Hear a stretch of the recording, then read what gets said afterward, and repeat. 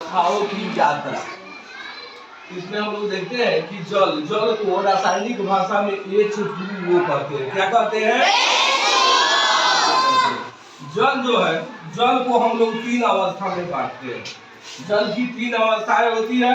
एक होता है ठोस, दूसरा होता है द्रव और तीसरा होता है गैस।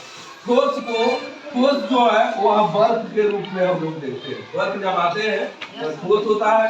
द्रव जो है तो जल जो है तरल अवस्था में रहता है तो वह द्रव की संख्या में होता है। और गैस जो है, गैस वाष्प की अवस्था जो है वह गैस है।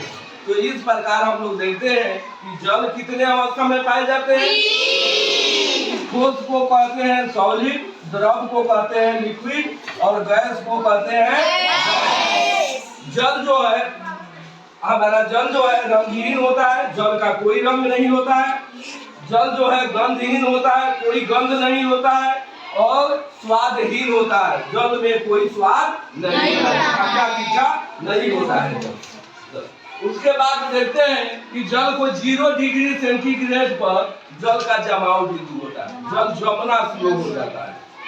और 100 डिग्री सेंटीग्रेड पर जल उबलना प्रारंभ होता है। जब घर में भोजन बनता है तो देखते हैं कि उसको चावल बनने के लिए पानी जब रखते हैं तो उसमें देखते हैं छोटा छोटा बूंद आकार का होता है ना। और वह देखते हैं कि धीरे धीरे धीरे धीरे उबलना होता है।